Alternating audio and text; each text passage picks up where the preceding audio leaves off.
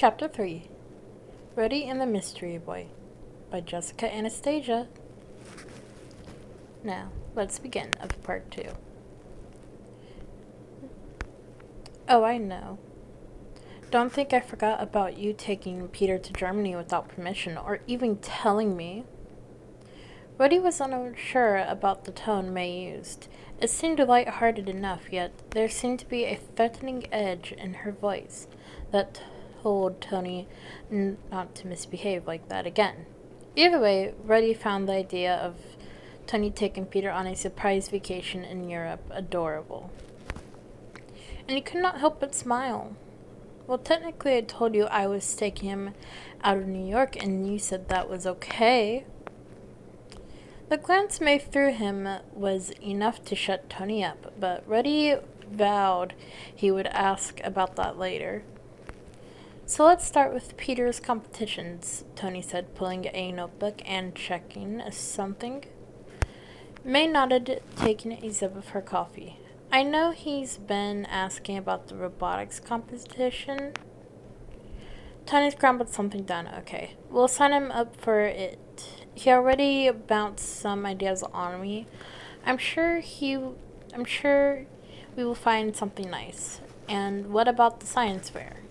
He's been working on an experiment with his class, May said. I'm sure he'd love to enter it. May opened her notebook and started jotting down some notes. Let's talk about Peter's decathlon competition next week. It's going to be held in Boston, and he wants us both to be there. Of course we'll be there. Have you booked a hotel near the venue already? Tony asked, taking a sip of his smoothie. May smiled. Yes, I did. I've already reserved a room for the three of us for 2 nights.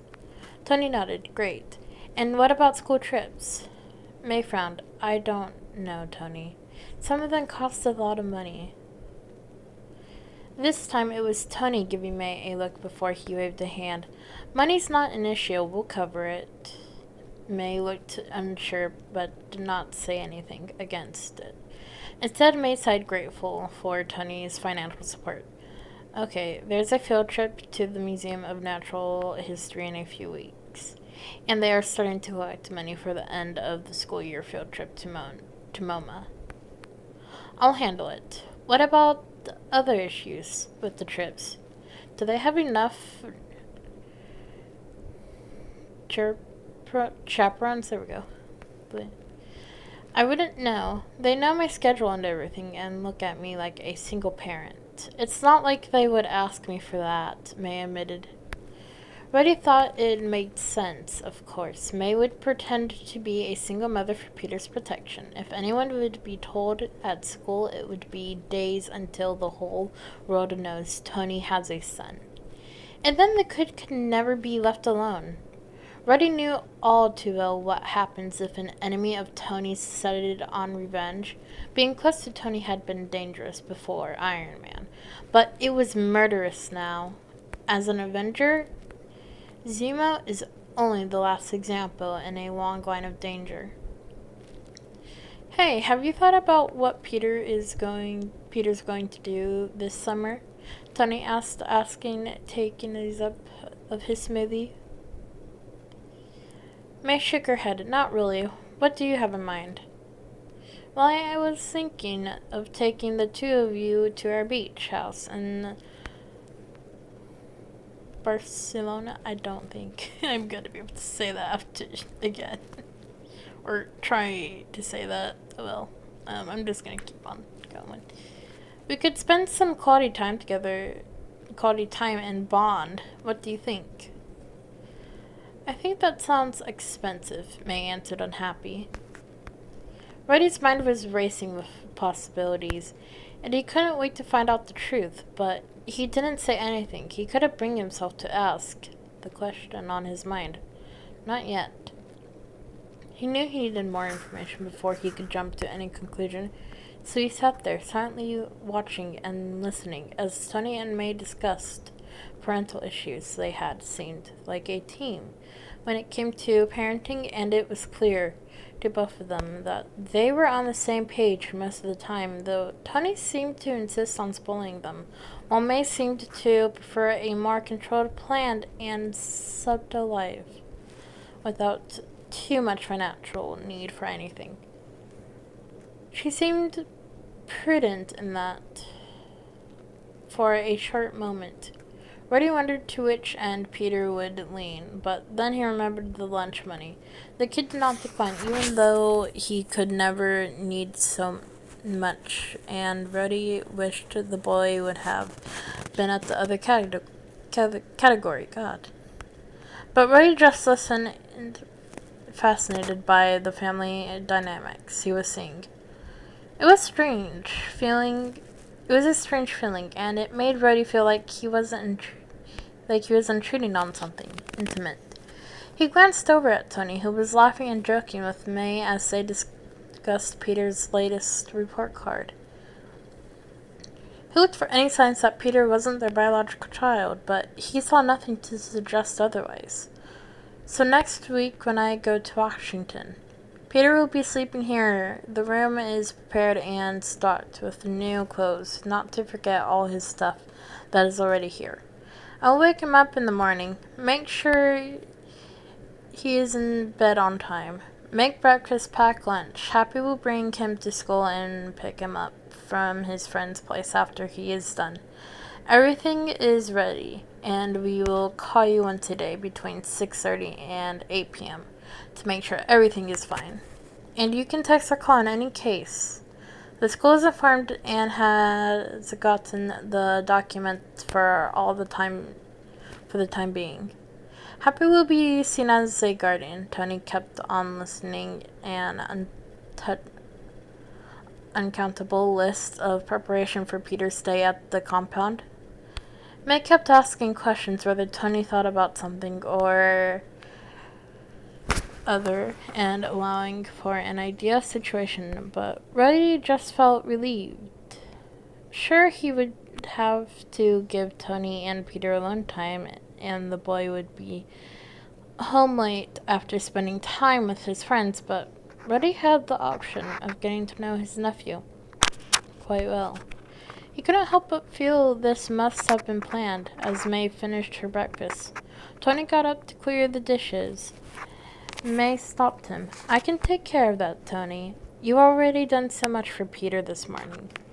Tony smiled. Don't worry about it. I'm happy to help out. There was mild banter and laughter. They seemed unbelievably natural. Rody felt his stomach hum at that. He should have been there with them. He should have seen the rocky start and ups and downs that led to this moment. He loved Tony like family. If she is now a part of it, as the conversation came to a close, Tony and May hugged each other. Goodbye. Tony saying he had a lot of work to finish. Rody watched him, feeling a little awkward. It was about time that Rody started to bring up his suspicions and thoughts and talk about his feelings. Rody was never that happy to talk about his own feelings that much yet. Tony was even harder, making him open up about why he did not trust Rody with his son and girlfriend. Why he did not just come to him, talk to him. This would not be easy. As the door closed behind May, Tony turned to Rody with a smile. Before Tony could say anything, Rody made a move. So what do you want to do today? Rody tried to push aside his thoughts and focus on the present. He had come to the compound to spend time with his friend after all. Maybe he didn't need to talk right away. He had to be patient and see what Tony would do now. Maybe he just needed to spend time with people he cared about. Maybe he will talk on his own. It was not the best technique with Tony, but it would work somewhat, maybe. Rody sat there for a moment, staring at Tony. He still couldn't believe what he had witnessed over breakfast. He had so many questions, so many theories, but he knew he needed more information before he could say anything. And he knew he would prefer Tony to come to him and speak about this. He couldn't shake off the feeling that something was off. He had known Tony for years. He had never heard of this May person before. And then there was Peter. He couldn't believe that Tony had a son. Oh, sorry. Now back to the reading.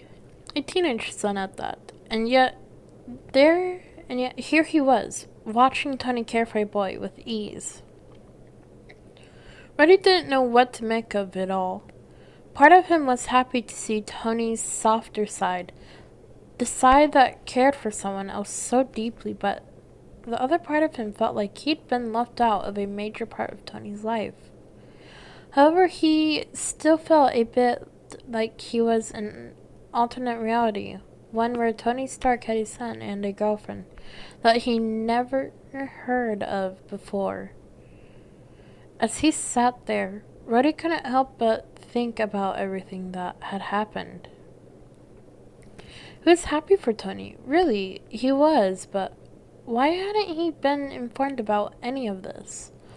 Why had Tony kept everything a secret from him? Rody couldn't help but feel like he had missed out on a major part of Tony's life. He had been busy with his own physical therapy, sure, but he had thought that Tony would have at least mentioned something about Peter or May in their conversations. But one thing he started to feel secure at,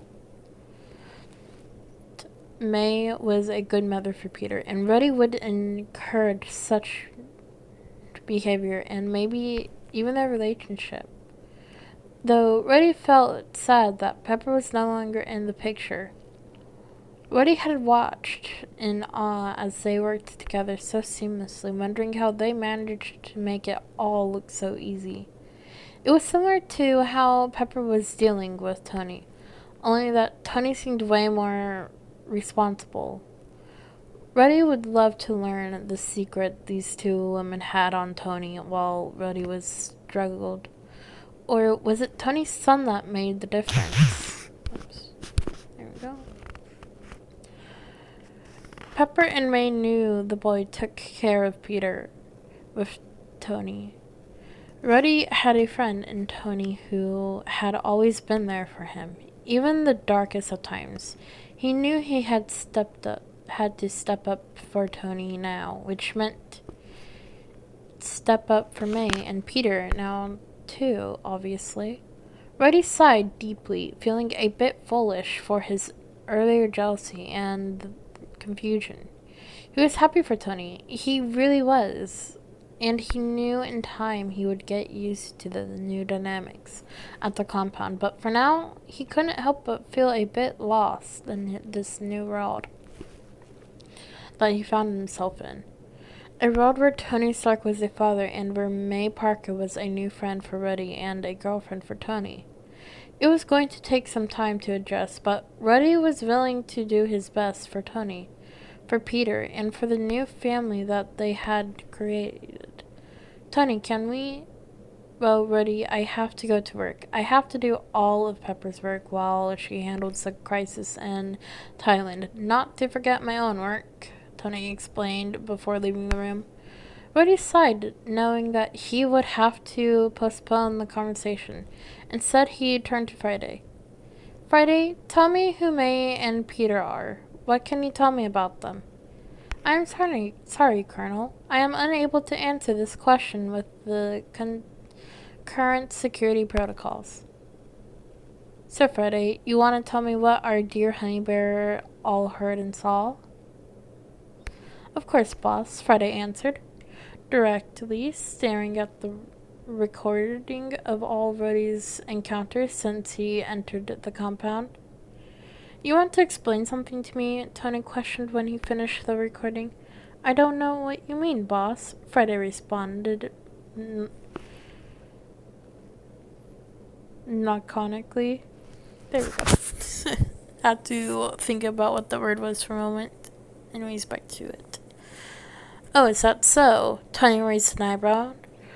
You know you were allowed to explain what is going on to Rody, right? Just leave Spider-Man out. Yes, boss, I am perfectly aware of that. Why didn't you? Friday paused for a moment before asking dryly. Can't I have a bit of fun too? That was end of part 2 of chapter 3. I will post the full of chapter 4 tomorrow. And, or was it? I don't remember. I lost track. Oh well, it's fine. But yes, that is all. I hope you guys did enjoy. And yeah, we're on chapter 3. I had to refresh my memory there for a moment. But anyways, I will post chapter 4 tomorrow and probably chapter 5 as well if I get that one pre-recorded. But that depends on what I am doing. So yeah. Anyways, I do hope you liked this chapter or part 2 of chapter 3. And yeah, bye.